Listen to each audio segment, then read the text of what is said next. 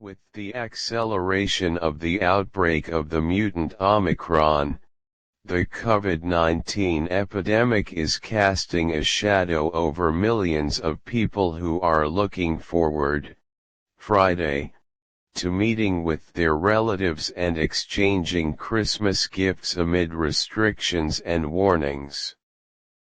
For the second year in a row, the surge in infections is reflected in Christmas celebrations around the world from Sydney to Seville, according to what was reported by Agence France-Presse. In Bethlehem in the occupied West Bank, hotel owners are showing their disappointment after waiting for the influx of tourists and visitors. After spending the holiday last year under complete closure, Israel closed its borders this year as well. At 9 Scouts teams began their traditional marches in the Old Town, and the sounds of drums and flutes added some joy in the vicinity of the Church of the Nativity, where the child Jesus was born according to Christian beliefs.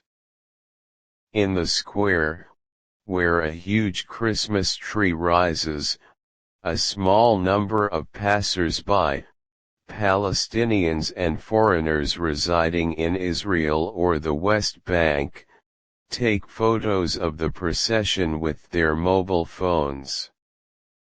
As in 2020, the midnight mass will be restricted to a small circle of worshippers, who can attend by invitation only.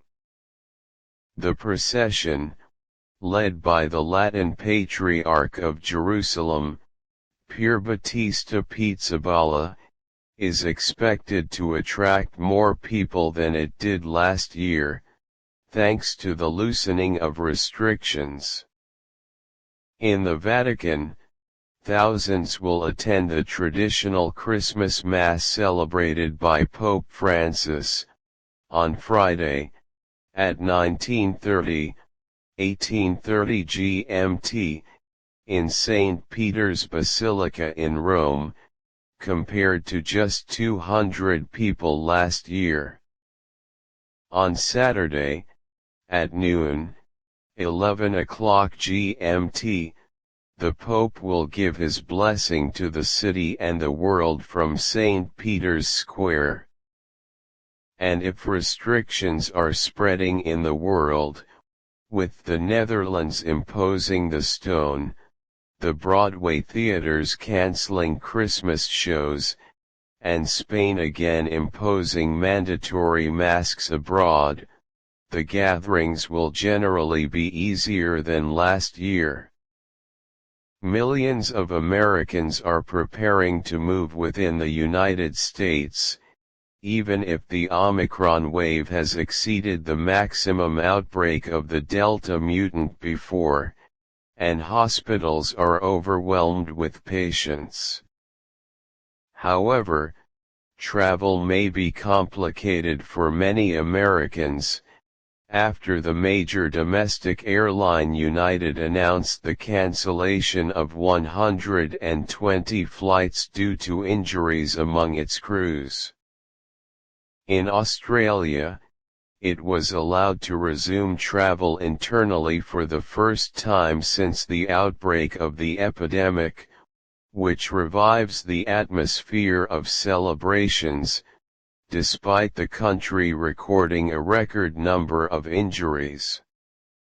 We have all seen heartbreaking scenes of people meeting at airports after months of separation, Archbishop of Sydney Anthony Fisher told Catholics in a Christmas message.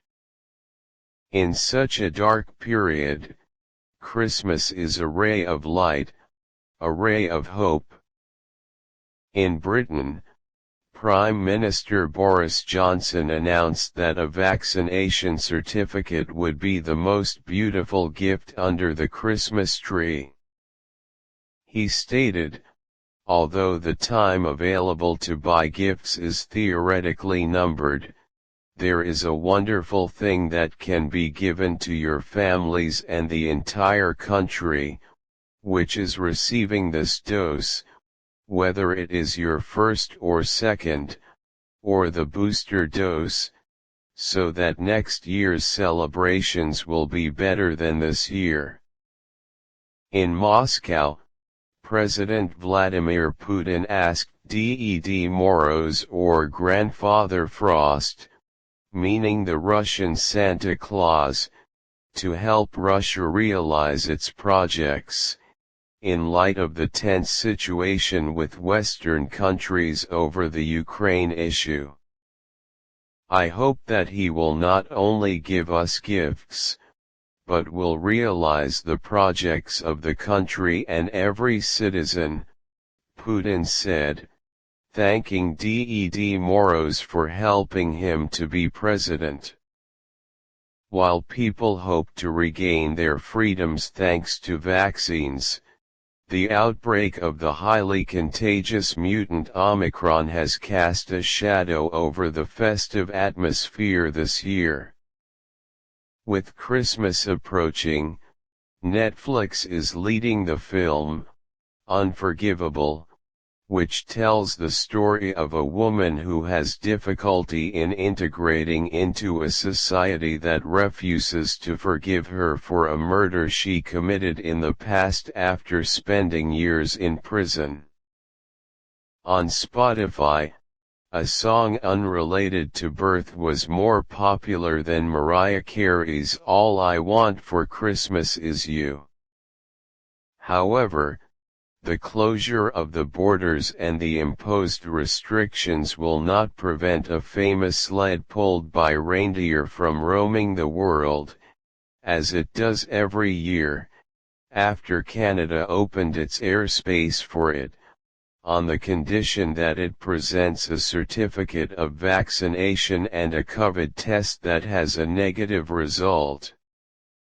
This was confirmed by the Minister of Transport in Ottawa when he gave the green light for the procession, stressing that even Rudolph, the most famous Christmas reindeer, proves that he does not show any symptoms of COVID-19 before takeoff.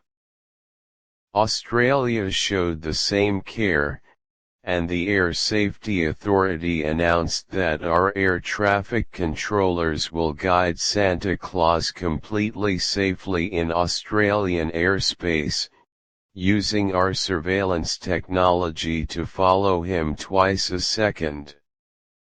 He was allowed to fly 500 feet so he could touch surfaces and deliver his gifts quickly and discreetly.